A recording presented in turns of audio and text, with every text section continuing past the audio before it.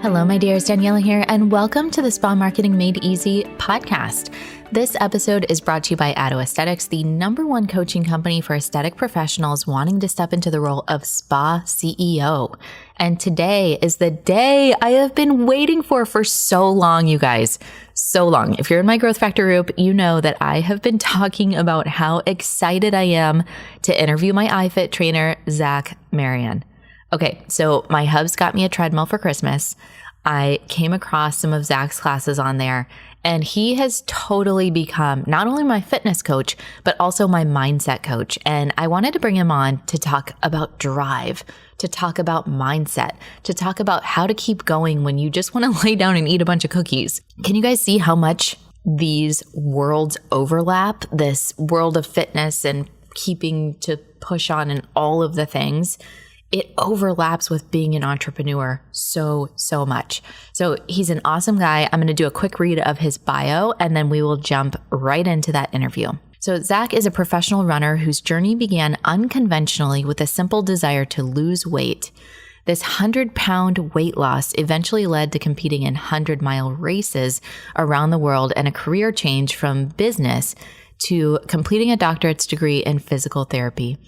Nearly a decade later, Zac has been through his share of ups and downs, but never lost the love he gained for the community and the opportunity to celebrate his body through trail running. All right, amazing interview. I hope you enjoy it as much as I did.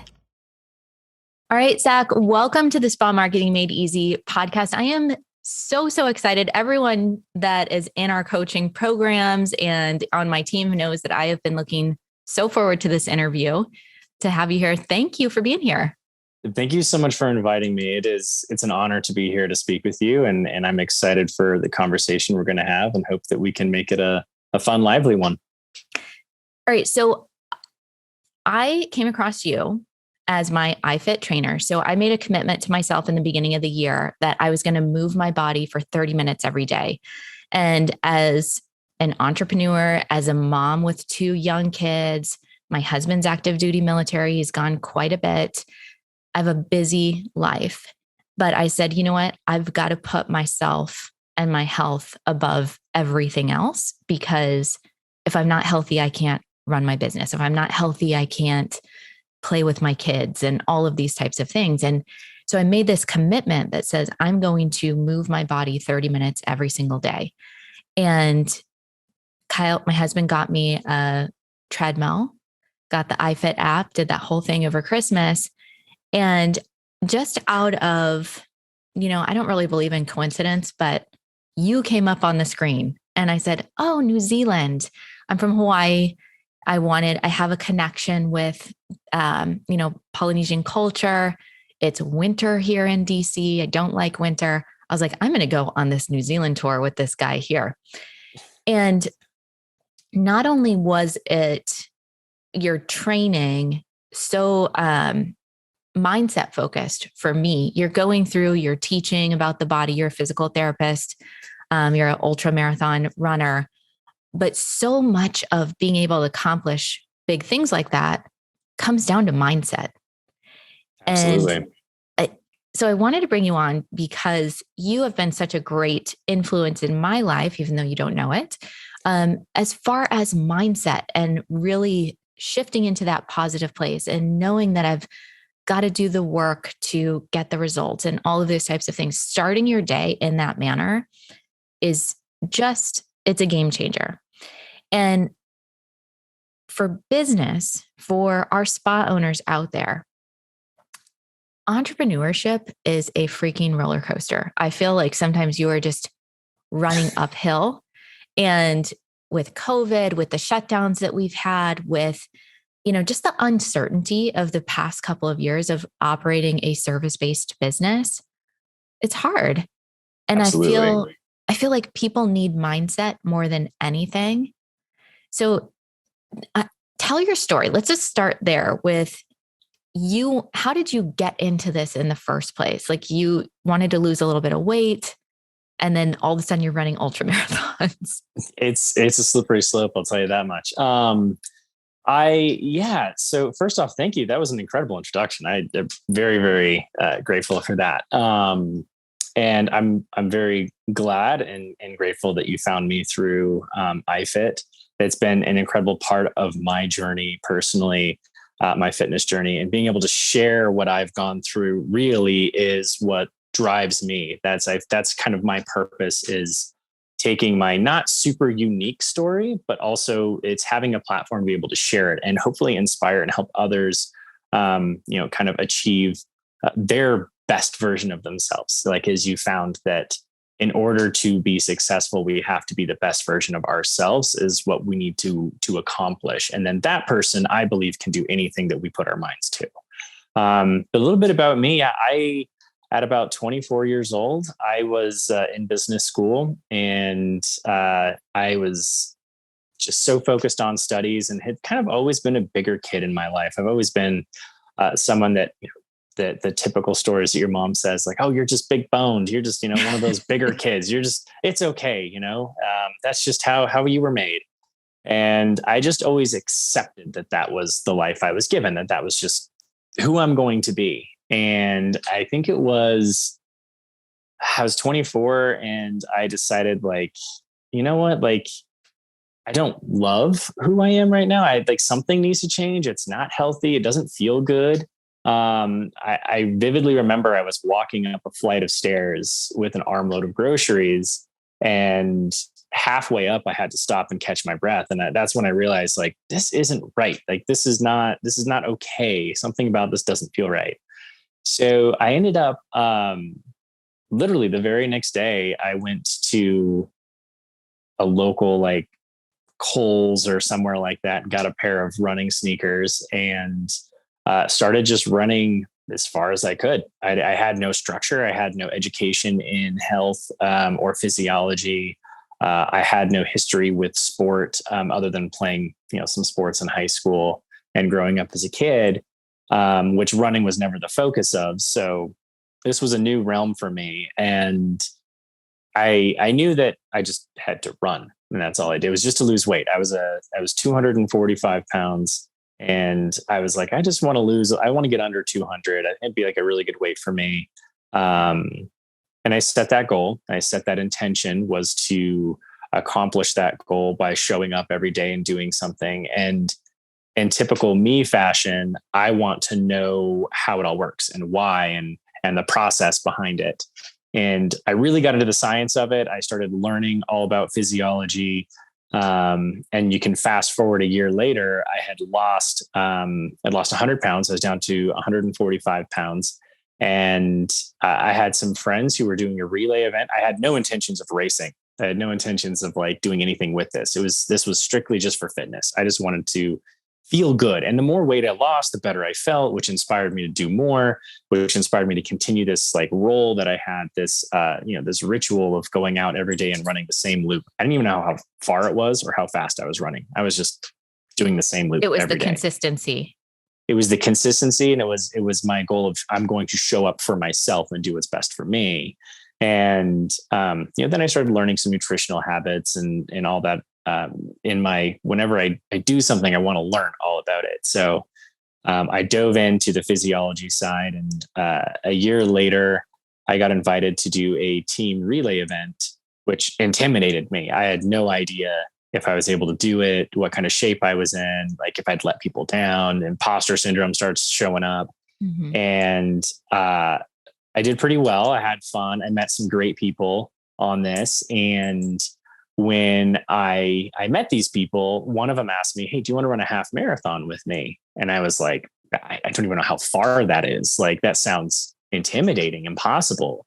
And she's like, I think you're going to be just fine. So the week later, I ran, 2 weeks later, I ran a half marathon and placed second in my age group. And the competitive side of me was like, oh, this is fun. I like this. And I want to pause you here real quick and unpack some of this, because there's a lot of people that say, I want to put my health first, but there's real roadblocks that come up around, maybe you have habits around food, or maybe you do something for a month and then life happens, right? And different things come up. How do you keep your focus? Is there something, do you use visualization? Are you writing things down? Are you like, what is the commitment? Where's that drive coming from to say, I want to make this change? Does it come down to your why? Or I think I think you have to find your purpose, your reason in doing it. And as a coach, and I have athletes all around the world that I coach for different types of events, new runners, elite runners, all the above. And I always bring it back to what's your why? Because your why is what's going to get you out the door every day. Your why is what's going to get, is what's going to get your feet in shoes and, lacing them up, ready to go. It's not the workout. It's not, anything. It's not your friends pressuring you. That might last for a little while, but that's not sustainable. What's sustainable is finding your reason for doing what you're doing and harnessing into that. And it sounds to me like you have a great reason of, I want to show up as the best version of me that is going to be successful in business and is going to be successful for my family and, be able to play with my kids. That's a strong motivator to get out the door every day. And that's ultimately what I looked back at was, I want to change my life. Like, I don't want it to be what it was. I kind of just allowed myself to be designated into, I'm going to be the husky kid. I'm going to go into business. I'm going to do this. That athletics was not part of growing up. And I had tons of really athletic cousins and a brother and a sister who were very athletic and, played sports collegiately. And I was the kid who didn't. And now I'm the professional athlete. And they're like, how did you become that? So it's been quite a journey, but realistically, it all came down to every day waking up and saying, what's my why and what's my purpose? My reason for getting out is to be a better me. And that was inspiring enough for me. And everybody's going to find their own reason and their own purpose. And that's part of the fun of the journey is what does get you out the door every day? What does light that fire? That's the passion we're harnessing. And that's the motivating fire, so to speak. Yeah, we talk about that in business a lot. We talk about your personal why, like why you went into entrepreneurship, why you are, you want a better life for yourself. You want to make more money. You want freedom in scheduling, whatever your driver may be. But there's also the business why of what your business is doing for people. But I feel like you've got to have both, and you've got to have something that, even if it's to make more money, well, why do you want money's paper, right? What do you want that money for? Do you want a different house? Do you want to go on vacation with your kids? Do you want to, whatever it is? And the whole time that you were just speaking, I was thinking about, you're saying lace up your shoes. I actually hate running. I really don't like it, but I love how I feel after. And so walking, like when I'm running, and sometimes I get really mad at you when you have me on the uphill going, you're like, we're going to go at a 9. I'm like, no, but I do it. And after I feel so good. And that's such a great correlation to business. It's like having tough conversations, like those types of things that happen when we're bringing on team or when we're pushing ourselves to grow outside of our comfort zone. It's not fun. It's not fun. No, I don't know anybody that likes it, but once you do it and once you see how you feel and what you've accomplished, I mean, running uphill is peanuts compared to the result that you actually get and how you feel. Absolutely. And, growth lies within just beyond the comfort zone. Mm-hmm. So we can stay in comfort and we can stay in complacency, but that is the killer of all growth and what we look for in life. If you want to grow your business, plan on being uncomfortable at times, whether, like you said, it's that uncomfortable conversation, whether it's the long hours, late nights, the stress. You have to stretch into discomfort in order to grow. That's the way that, it is dang near a universal law, and it's definitely physiology. It's how the human body works. If you're sitting in this place of comfort, your body says, I am who I am. I'm completely content with this. I'm just going to sit here. But when we stretch and lean into areas of discomfort, that is going to allow us to grow, because that's what is the catalyst. That's the work we have to do that allows us to expand. And that's no different than business. I honestly feel that running is one of the best metaphors for life in almost every capacity, because what you put into it is what you get out of it. And, you put in some of those hours, you put in, a well executed plan. You do the things, you wake up every day doing the thing that you might not love, but it's going to bring about that end result that you want. Eventually you're at that finish line. And that finish line is really a celebration of everything that came before it. It's not the goal. It's the opportunity to say, I did all the work and now we celebrate. So I feel like anyone that is into running, they have to do mindset work, whether they realize it or not. My husband and I used to do 5Ks all the time, just as like a fun thing. And he said, well, if you can do a 5K, you can do a 10K. And I said, I don't really know if I can.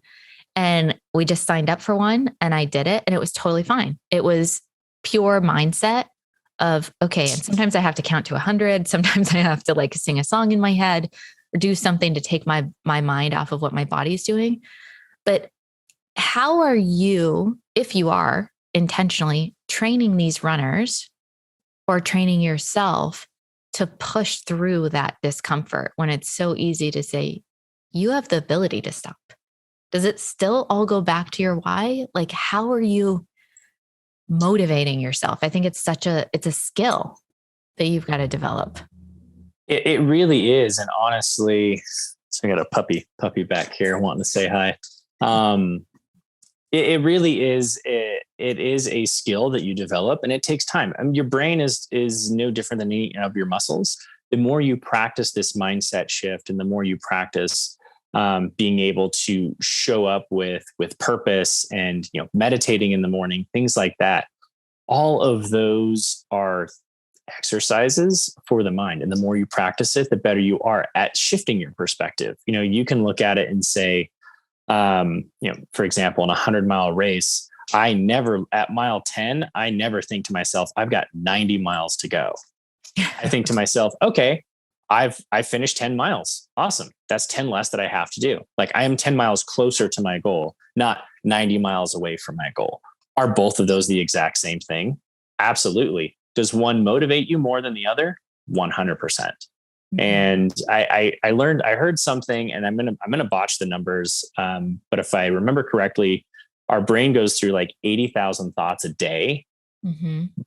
But we only have like 4,000 repetitious thoughts. So what we tell ourselves happens like many, many, many, many, many times throughout the day. So if our mindset is, oh my gosh, that's 90 miles away, then we are going to convince ourselves that it's 90 miles away. It is a long, long ways to get to that finish line. Just like in entrepreneurship or in starting a business or gaining clients, you can say, my goal is to have X amount of clients to run this business successfully. I need 200 more versus saying I have X amount and I'm going to treat them well. I'm going to keep doing what I'm doing and you're going to watch that grow. And if you just keep doing the work, keep taking those steps, keep moving forward, you're going to watch that grow. And eventually, you set goals along the way and you keep your focus harnessed on goals or aid stations, if you will, if you're in a race. And, you just make it from point to point, knowing that I'm showing up and giving my best in this exact moment. And again, that leads me to another mindset of be exactly in the moment. Every business has its origin story. We talk about how Apple started in a garage and now look at it. Like you can't look at the finish line and expect that's what a race is going to be like. You have to understand and appreciate the journey to get there as well. That is part of the story that makes it so profound and makes it so amazing. And part of what you maybe unknowingly signed up for when you became an entrepreneur is the journey that you are going on. And that's full of peaks and valleys. And you've got to just continue traversing through each and every one of them. And how you look at it and how you approach it is going to make a drastic difference. And there are so many psychological studies that show that. Yeah, I always say building a business is a marathon, not a sprint. And now I think I'm going to change it to building a business is an ultra marathon, not a sprint, because I feel like, and tell me where this happens on a marathon, but I feel like when you're at the last part, when you're about to have a big breakthrough, it's always like the hardest part. Like you're so close. And it's just, for me, when I was doing my 10K, it was like mile 5. I'm like, oh man, am I going to make it this next mile or whatever? How much is a 10K? Is it 5 miles or 6 miles? It's 6.2. 6.2. Okay. Yeah. So it was right around the 5 mile mark that I'm like, oh man, like, can I keep doing this? Felt fine all the way till there until you get to that almost at the finish point. And in business, we do so much. We do so much every single day, all these little steps. And sometimes we just want to shut down when we're almost there. So close to making it happen. Oh my goodness. So what does that happen for you in marathons? Oh, absolutely. It happens happens in dang near everything I've ever done. For whatever reason, it feels like we hit that point where, and I think that the colloquial saying, the cliche saying is going to be like the night is always darkest before the dawn kind of thing. Like, and I think that's very true. I think we have our mindset shift. And this is something that there was some research that I thought was really, really interesting, that no matter the distance of whatever race, most people hit the proverbial wall at like 80% finished with the race. So you're going to have, like, for you, mile 5, pretty close to 80% of a 10K. Yeah. And for me, it's usually around mile 70 to 80. I'm like, how on earth am I going to go 20 more miles or 30 more miles? This sounds ridiculous, but I don't give credit to the fact that I just went 70. I'm like, I literally just went that far. Of course I can do 30. Like, that's half of what I've already done. Yeah. So I think that it is important to continuously reframe exactly where you're at and be like, okay, look at what I've done. I need to look back and be appreciative for what I've done. As business, as athletes and as business owners, sometimes we tend to get really focused on like the work, the drive, go, go, go, go, go. And when we don't look back regularly and appreciate where we've came from, that not only is a great, like, big deep breath and a reset, but it's also a empowering look how far I've come. Mm-hmm. And, I can share one example of when I was at Leadville 100, and at mile 55, you go 50 miles out, you turn around and go 50 miles back to the start line. And at mile 55, you are on top of a peak and you're on your way back, but now you're facing the start/finish line instead of walking away from it. So when you sit there, you can see this little town, and it's way, way, way out there. It is 45 miles away. And you're just like, wow, I gotta go there. Like, my day's not done until I get there. And I remember that overwhelming feeling of like, that's a long gap of distance between, where I am and where I gotta be. But then it quickly hit me, like, I came from there. I literally already came from there and went down this mountain and came back up. And it was just this really empowering, like, oh, now I'm going home. Now I'm on my way home. I've already been out here. I can do this. And I just remember that mindset shift. And so I think it's important when you are so close and you feel, you're starting to feel the fatigue, because again, we're moving into areas of discomfort. So fatigue and discomfort are going to be a part of it. And you're doing something you've never done before. In order to be successful, you've got to do something you haven't done. That is the exact definition of success. So don't get caught up in the pre-success fatigue. Continue moving forward with that confidence of, I've already gotten myself here. I can do that last little bit, and recognize that that's when the breakthroughs happen, when physiologically, at least, when we're pushing ourselves and we want to stop. That's our body saying, hey, we know that we can do this. This is where we're good. But we want to go a little bit beyond that. We want to do some functional overreaching of, our body is capable of going a little bit further. And you've probably heard me say this so many times on those hills. Like, I know you want to stop now, but just dedicate 30 more seconds to me. Anyone can do 30 seconds of anything. Mm-hmm. And you get to the top of the hill and you're like, oh, I didn't realize I could do that. And that's a super empowering feeling to say, when you want to stop, just give it 10% more, just give it a little bit more. and watch what you will actually surprise yourself what you're capable of doing. I love that. I love that. I want to shift gears a little bit and get into, and I'm just guessing that you probably know about this, but when someone is exercising regularly, what happens in your body? Because I feel personally that I'm more productive, I'm happier, I feel better. How is exercise helping us to do all those things? Sometimes you think, oh man, if I'm going to get up at 5:30 or 5 to do the treadmill or, go run outside or whatever exercise you're going to do, you may think, oh man, I'm going to be more tired. But you actually have more energy and feel better and are more alert and more sharp. So do you know anything about the connection between performance, how you're feeling with that consistent exercise? It's the craziest thing, right? Isn't that the most like profound thought of, wait, this thing that is supposed to make me tired actually gives me energy. I'm expending energy, but for some reason I feel empowered. I feel energized. It's an amazing thing. And it's something I learned in my doctorate program for physical therapy. We talk about how, a body in motion stays in motion, and how movement really is the key ingredient to life. Our bodies were designed to move. And part of that design, that divine design, if you want, is that when we move, we are encouraged to move more. Our body says, hey, I like this. This feels really good. Let's keep doing that. And then we get this hormonal cascading effect. And I think there's the straightforward, what I like to call street science about it, of if you do something good and you accomplish a goal, you feel good about yourself, which makes you want to do it more. I think that's a pretty straightforward, a linear thought process on that. But then there's also the physiology behind it. And there's the neurochemistry of the serotonin, the dopamine.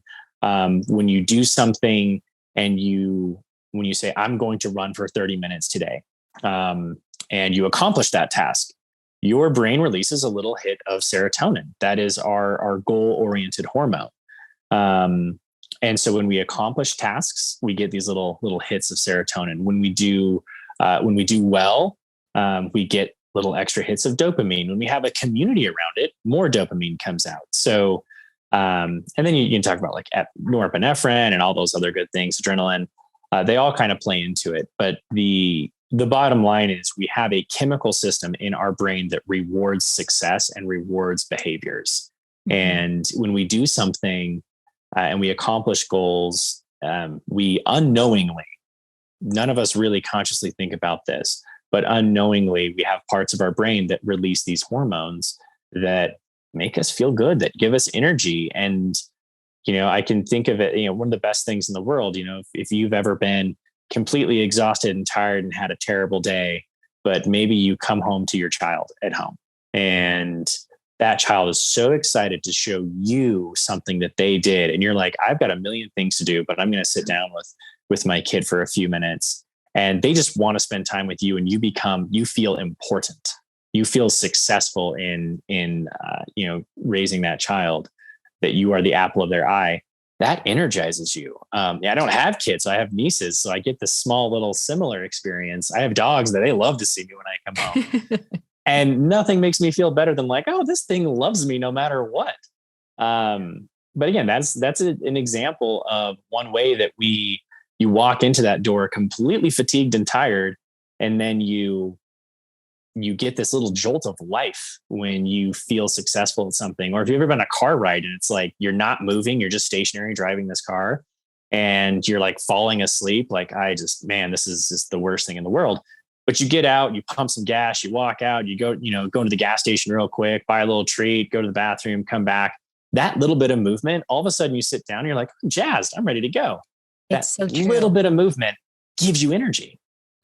Yeah. So for all the business owners out there, I know it's so common to think, okay, I've got to do this. I'm going to wake up early. I'm going to do this. When you're not prioritizing exercise into your schedule, and, you don't have to run ultramarathons, but you need to move your body. you need to have whatever it takes, moving, stretching, getting your heart rate up. I certainly am not running every day, but there are days that I'm like, okay, I'm going to do some yoga. I'm doing something to move my body every single day. And I can 100% say that I am a better business owner because of it.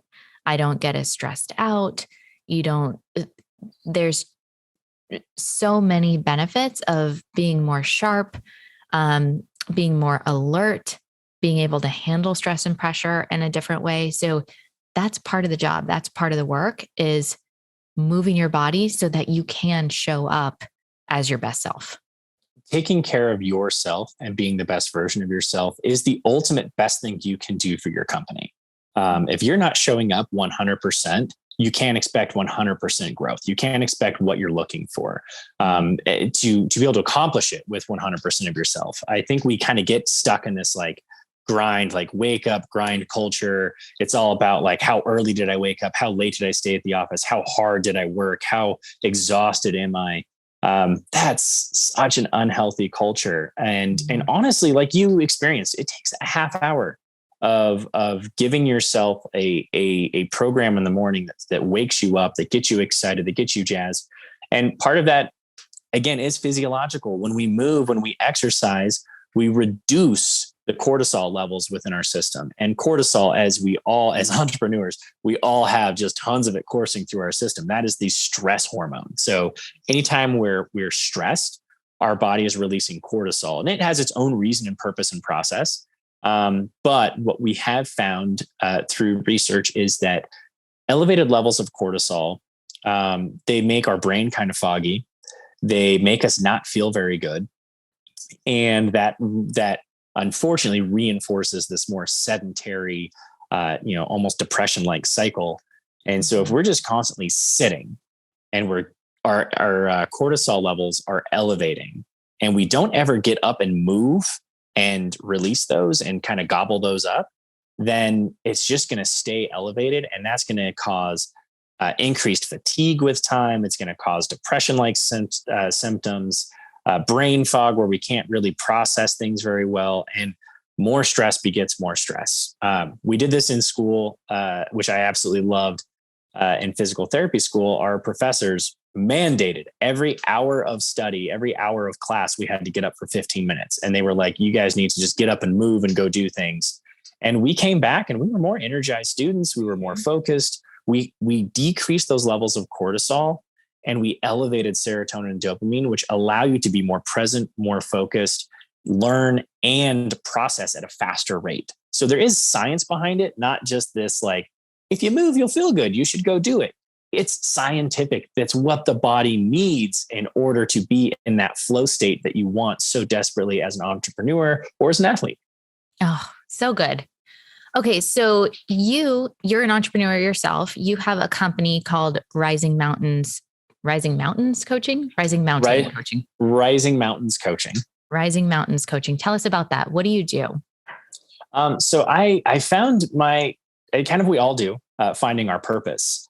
I have my doctorates in physical therapy. I really, in being a professional athlete, and I don't practice physical therapy anymore. I love working with patients, but really where my passion lies and where what wakes me up in the morning and the excitement that I get is hearing stories like yours, is hearing stories from other iFit members and people that I coach. I want to see people become the best versions of themselves. I want to see success. I want to help others in their journey. I feel like I've been given this, I've earned this education, and I've been given this opportunity and this platform to share that.